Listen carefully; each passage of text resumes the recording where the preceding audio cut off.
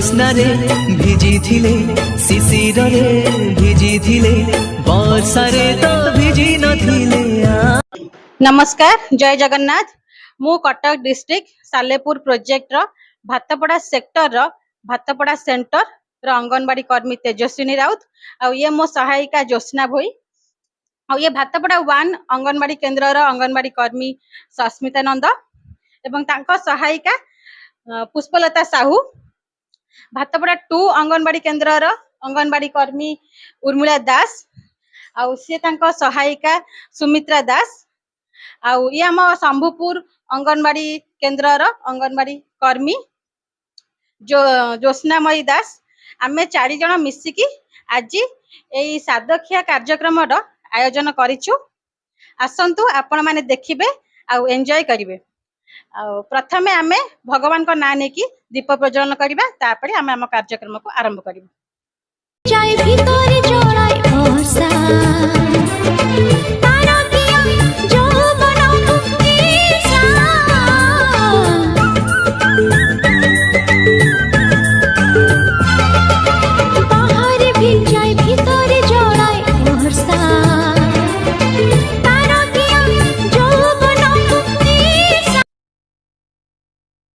दीप ज्योति पर ज्योति दीप ज्योति जनार्दन दीप हरतु मे पाप दीप ज्योति नमस्तुते शुभं करोतु कल्याणम् आरोग्य सुख संपदः द्वेष बुद्धि विनाशाय आत्मज्योति नमस्तुते आत्मज्योति प्रदीप्ताय ब्रह्म ज्योति नमस्तुते ब्रह्म ज्योति प्रदीप्ताय गुरुर्ज्योति नमस्तुते।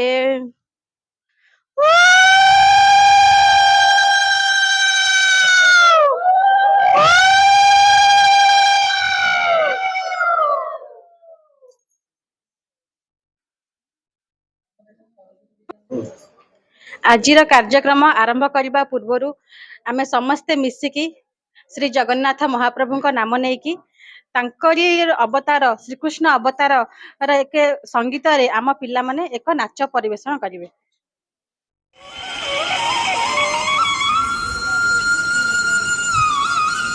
कृष्ण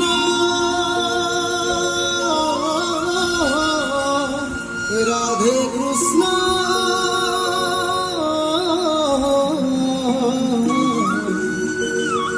राधे कृष्ण।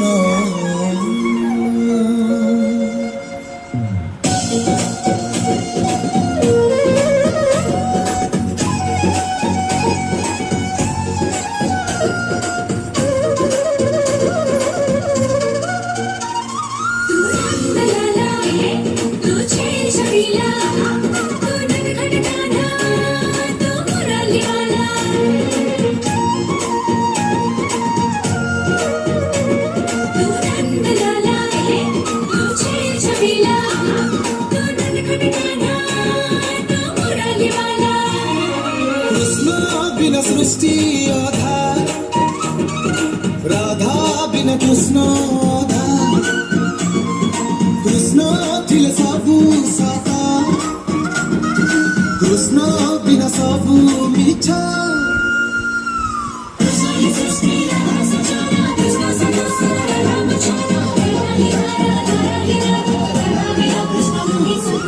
राधे कृष्ण राधे कृष्ण राधे कृष्ण राधे राधे राधे राधे राधे कृष्ण राधे कृष्ण राधे कृष्ण राधे कृष्ण राधे राधे राधे राधे कृष्ण कृष्ण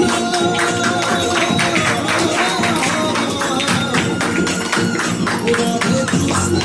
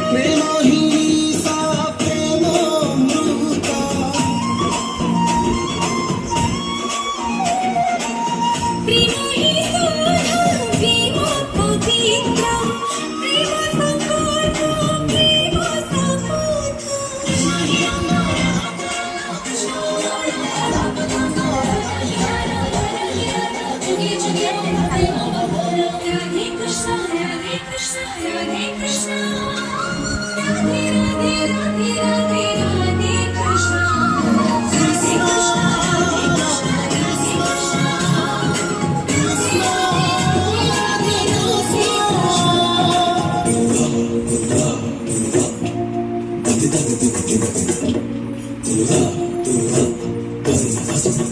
मनमोहन मनोहर नटनाकर नटवर कृष्ण केशव कल्की माधव गोपाला गिरिधारी शान्तकान्त घनश्याम जगदीश जय राम वृन्दावन चारि कदम्ब बिहारी प्रेमर अवतार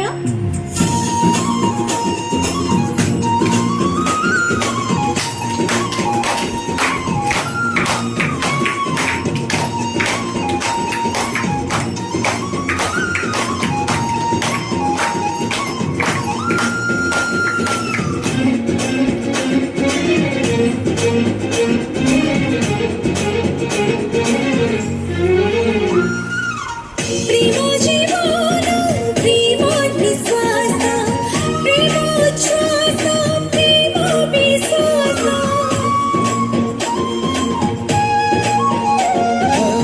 प्रेम प्रार्थना प्रेम हि पूजा प्रेम प्रतिज्ञा प्रेम विसर्जा कृष्ण हि प्रेम कृष्ण हि धर्म कृष्ण हि जीवन राधा परम राधा हि राया राधा हि राधा राधा वीर कृष्ण हि संभव राधे कृष्ण राधे कृष्ण राधे कृष्ण राधे राधे राधे राधे राधे कृष्ण राधे कृष्ण राधे कृष्ण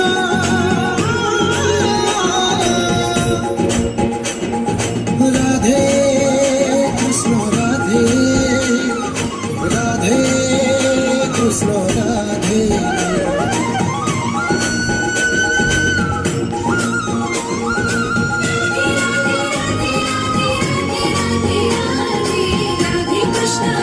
कृष्ण राधे कृष्ण राधे राधे राधे कृष्ण राधे कृष्ण राधे कृष्ण राधे कृष्ण राधे कृष्ण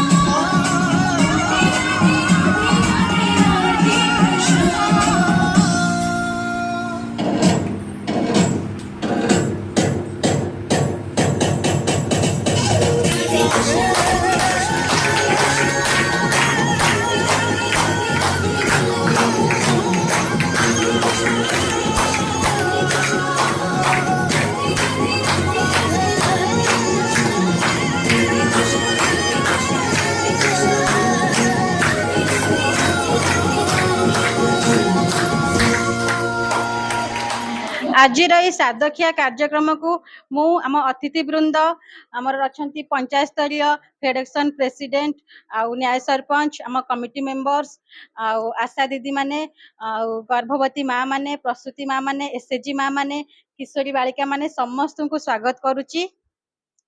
ଆମେ ସାଦଖିଆ ଦିବସ କାହିଁକି ପାଳନ କରୁଛୁ? କେବଳ ଆମର ପିଲା କେମିତି ମା ପେଟରୁ ସୁସ୍ଥ ସୁବଳ ହେଇକି ଜନ୍ମ ହବ ସେଥିପାଇଁ ଗୋଟେ ଛୋଟ ପ୍ରୟାସ। ମା ଯଦି ନିଜେ ନିଜର କେୟାର ଠିକ ସେ ନେଇ ପାରିବ ତାହେଲେ ଭବିଷ୍ୟତରେ ଏକ ସୁସ୍ଥ ଶିଶୁଟିକୁ ସେ ଜନ୍ମ ଦେଇ ପାରିବ।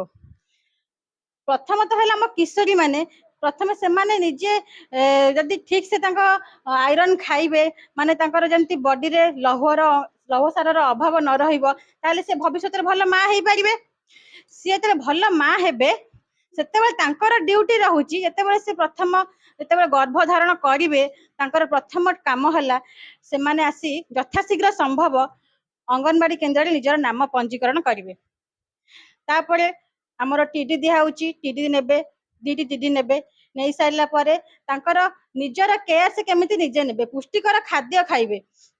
ଆମର ଯେମିତି ରହୁଛି ସବୁଜ ପନିପରିବା ହଉ ଫଳ ଆଉ ମାଛ ମାଂସ ଅଣ୍ଡା କ୍ଷୀର ସଜନା ଶାଗ ଗୁଡ ଏସବୁ ଜିନିଷ ଯୋଉଥିରେ ଭିଟାମିନ୍ସ ଅଧିକ ରହୁଛି ଆଇରନ୍ ରହୁଛି ସେଇ ଖାଦ୍ୟ ଖାଇଲେ ଆମେ ସୁସ୍ଥ ରହିବା ଆଉ ଆମ ପେଟରେ ଯୋଉ ଶିଶୁଟି ବଢୁଛି ସିଏ ବି ସୁସ୍ଥ ସବଳ ରହିବ। କାରଣ ଏଇ 9 ମାସ ଉପରେ ହିଁ ଡିପେଣ୍ଡ କରେ ଆମ ପିଲାର ଭବିଷ୍ୟତ କଣ ହବ। ଆମେ ଯଦି ପିଲାର ବର୍ତ୍ତମାନ ଏଇ 9 ମାସଟାକୁ ଦେଖିଦବା ଆଉ ଭବିଷ୍ୟତକୁ ଆମକୁ ଏତେ କଷ୍ଟ ପଡିବ ନାହିଁ। ଯଦି ଆମେ ଏଇ 9 ମାସକୁ ନ ଜଗିବା ତାହେଲେ ପିଲାଟି କମ ଓଜନର ଶିଶୁ ଜନ୍ମ ହବ, ଯୋଉଥିପାଇଁ ବହୁତ ଅସୁବିଧାର ସମ୍ମୁଖୀନ ବାପା ମା ହେବେ। ସେତେବେଳେ ଭାବିଲା ବେଳକୁ ଆଉ କିଛି ହାତରେ ନଥିବ। ତ ସେଥିପାଇଁ ମା ମାନଙ୍କୁ ଏତିକି ମୋର ଅନୁରୋଧ, ସେ ଭିଟାମିନ ଯୁକ୍ତ ଖାଦ୍ୟ ଖାଇବେ, ସଫିସିଏଣ୍ଟ ପାଣି ପିଇବେ। ସେଇ 9 ମାସ ଭିତରେ ଯେତେ ପାଣି ପିଇ ପାରିବ, ବଡିରେ ସେତେବେଳେ ପାଣିର ଅଭାବ ଟିକେ ରୁହେ, ତ ଯେତେ ପାଣି ତମେ ସଫିସିଏଣ୍ଟ ପିଇ ପାରିବ। ଆଉ ରାତିରେ 8 ଘଣ୍ଟା, ଦିନରେ 2 ଘଣ୍ଟା ବିଶ୍ରାମ ନବ ନିଶ୍ଚିତ। ଆଉ ମୁଁ ବେଶୀ କିଛି କହୁନି, ମୁଁ ଚାହିଁବି ଆମର ଅତିଥି ଅଛନ୍ତି ଯେ ଆମର ପଞ୍ଚାୟତ ସ୍ତରୀୟ ଅଛନ୍ତି ଯେ ଫେଡେରେସନ ପ୍ରେସିଡେଣ୍ଟ, ତାଙ୍କୁ ଟିକେ ଅନୁରୋଧ କରୁଛି ସେ କିଛି ତାଙ୍କ ନିଜ ବକ୍ତବ୍ୟ ରଖିବେ। ଉପସ୍ଥିତ ଥିବା ସମସ୍ତ ମା ମାନେ ଏବଂ ମୋର ଅଙ୍ଗନବାଡ଼ି କର୍ମୀମାନଙ୍କୁ ମୋର ନମସ୍କାର ଓ ଶୁଭକାମନା। ଆଜି ହେଉଛି ସାଧକିଆ ଦିବସ। ସାଧକିଆ ଦିବସ କାହିଁକି ପାଳନ କରାଯାଏ? କାରଣ ସମସ୍ତ ଗର୍ଭବତୀ ମା ମାନେ ସାଧ କହିଲେ ସବୁ ପ୍ରକାର ଜିନିଷର ସମ ପରିମାଣ ଖାଦ୍ୟ ଖାଇଲେ ଛୋଟ ପିଲାଟି ମାନେ ପେଟରେ ବଢୁଥିବା ପିଲାଟି ସବୁ ପ୍ରକାର ପୁଷ୍ଟିକର ଖାଦ୍ୟ ପାଇପାରିବ। ଆଉ ଏତିକି ମୁଁ କହିକିରି ମୋର ବକ୍ତବ୍ୟ ଶେଷ କରୁଛି।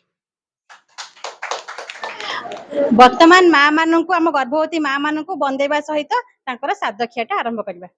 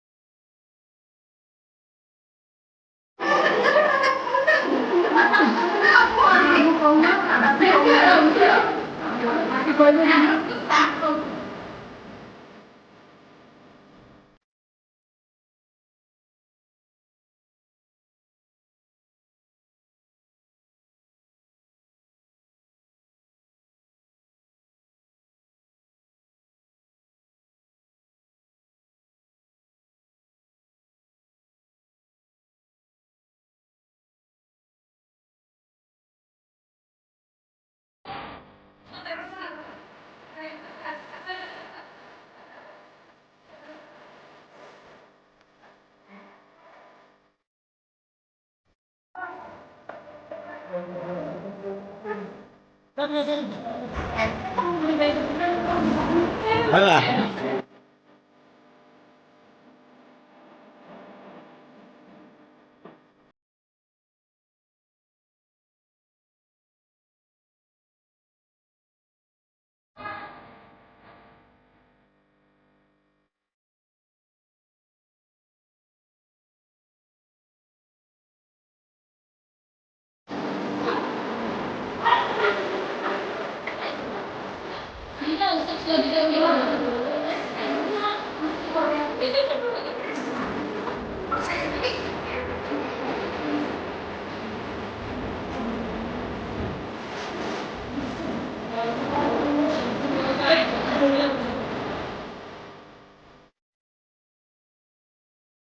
ভুলি তো পারুনি তুম মিঠা কথা তোমার মিঠা চাহানি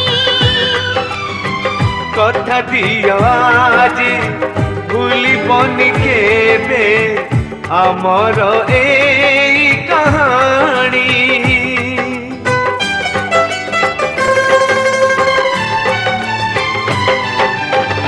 ভুলি তো পারুনি তুম মিঠা কথা তোমার মিঠা চাহানি ও কথা দিও আজি ভুলিবনি কেবে আমার এই কাহানি নাচিবি মু গাইবি মু নাচিবি মু গাইবি মু সে মিঠা গীত আজি গলে খোঁজি বেবি ভাঙ্গি গলে রে baby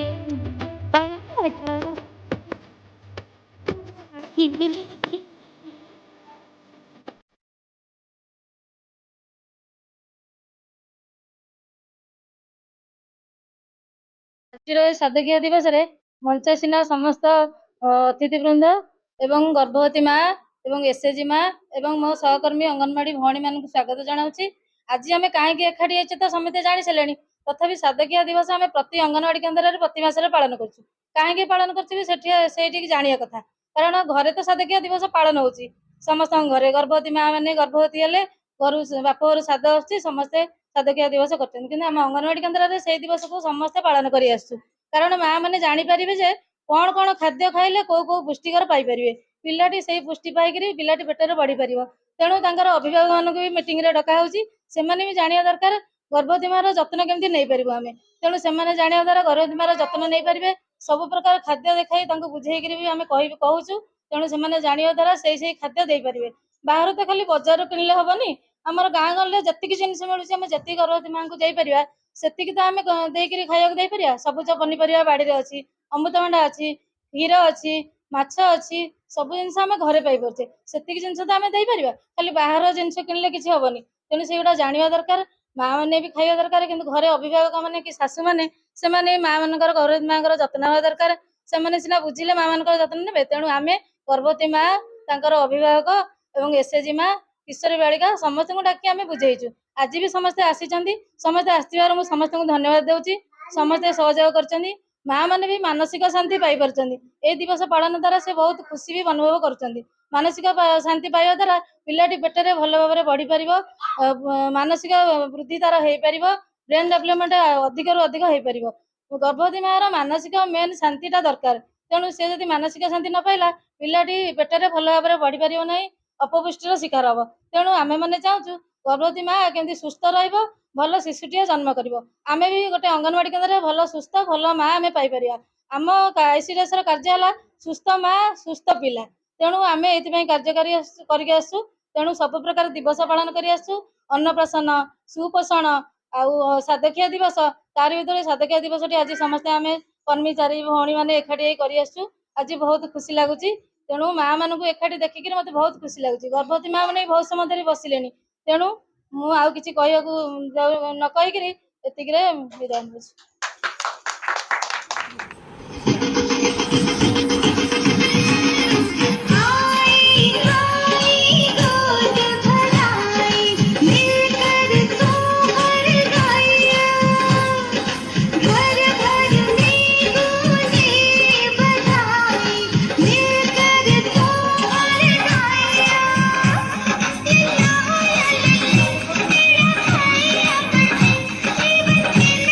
Thank you.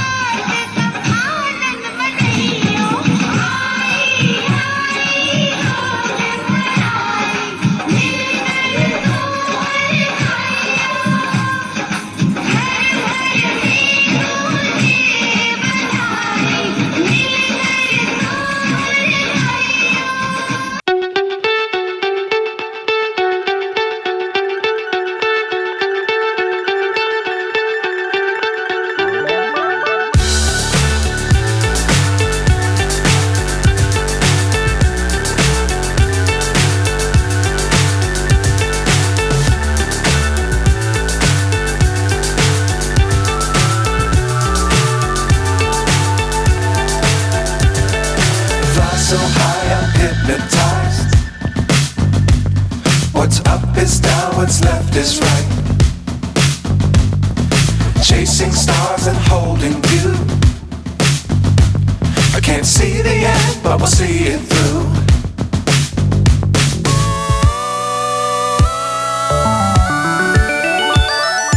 Flying,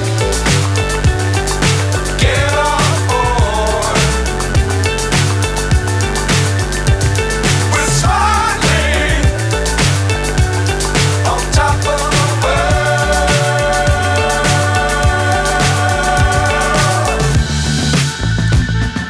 Dangerous times, don't fly too high. Be sure to keep the ground in sight. Fly forever if you keep it tight.